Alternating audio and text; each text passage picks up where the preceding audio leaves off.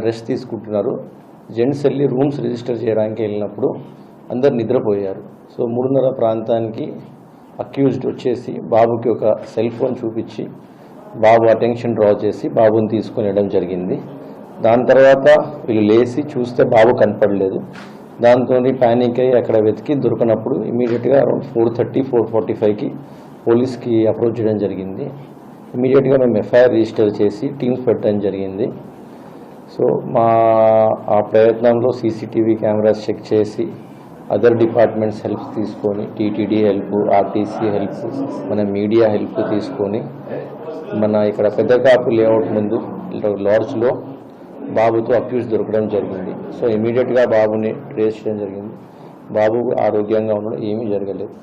ఇంకా further details విచారణలో తెలుస్తుంది. ట్రూ9 న్యూస్కి స్వాగతం. నేను సుమలత. తిరుమలలో తెలంగాణ బాలుడి కిడ్నాప్ కేసు, మహిళ అరెస్ట్. కారణం తెలిస్తే అవాక్కవలసిందే. తిరుమలలో కిడ్నాప్కు గురైన 3 ఏళ్ల చిన్నారి ఘటన సుఖాంతమైంది.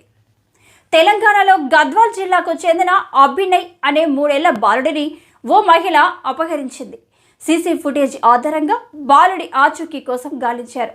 వెంటనే రంగంలోకి దిగిన పోలీసు అందుబాటులో ఉన్న సీసీటీవీ ఫుటేజ్ ద్వారా దర్యాప్తును ప్రారంభించారు. ప్రత్యేక బృందాలతో గాలింపు చర్యలు చేపట్టారు. చివరకు చిన్నారిని ఎత్తుకెళ్లిన మహిళను పట్టుకున్నారు. దీంతో బాలుడి కిడ్నాప్ ఘటన సుఖాంతమైంది. తిరుమలలో బాలుడి కథ సుఖాంతమైంది. ఈ కేసులో మహిళను అరెస్టు చేసి బాలుడిని తల్లిదండ్రులకు తిరిగి అప్పగించారు. జోగులాంబ గద్వాల్ జిల్లాలోని ఐజాకు చెందిన నాగేష్, పరిమళ దంపతులు తమ 2 కుమారులు అక్షయ్ 6 సంవత్సరాలు, అవినాష్ 3 సంవత్సరాలు కుటుంబీకులతో కలిసి శ్రీవారి దర్శనార్థం ఆదివారం మధ్యాహ్నం 2 గంటలకు తిరుమలకు వచ్చారు. గది దొరక్కపోవడంతో పిఎస్సి 2లో సేద తీరారు. ఆ సమయంలో తూర్పుగోదావరి జిల్లా రాజానగరానికి చెందిన ఇజ్జాడ దేవి తన దగ్గర ఉన్న మొబైల్ ఫోన్తో అభినయ్యని ఆడిస్తూ అక్కడి నుంచి ఎత్తుకొచ్చేసింది. మధ్యాహ్నం 3:30 ప్రాంతంలో బిడ్డ కనిపించడం లేదని గుర్తించిన తల్లిదండ్రులు వెంటనే పోలీసులకు ఫిర్యాదు చేశారు. మరోవైపు బిడ్డను తిరుమల నుంచి దేవి ఓ జీప్లో తిరుపతికి తీసుకొచ్చేసింది.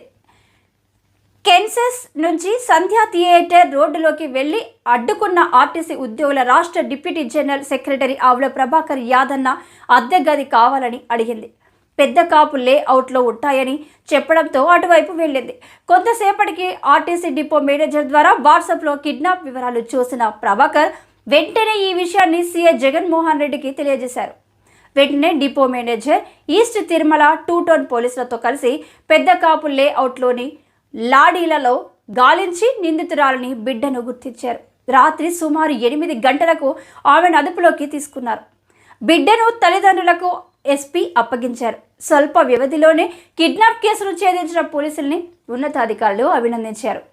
తనకు ఆ బిడ్డ ఉందని, మగబిడ్డను పెంచుకోవాలని తిరుమల నుంచి ఆ బాలుడిని ఎత్తుకొచ్చినట్లు నిందితురాలు ఇజ్జాడ దేవి చెబుతుంది. బాలుడిని తిరుపతికి తీసుకువచ్చి లాడ్జీలో ఉండగా పోలీసులు తనను పట్టుకున్నట్లు తెలిసింది. ఆ బాలుడు మరో వ్యక్తికి అప్పగించడానికి ఫోన్ ద్వారా ఆమె ప్రయత్నించింది. అతను రావడం ఆలస్యం కావడంతోనే పోలీసులకు చిక్కింది. పోలీసులు అప్రమత్తం అవడంతో కొద్ది గంటల వ్యవధిలోనే కిడ్నాప్ గురైన అభినయ్యను తల్లి ఒడికి చేర్చారు.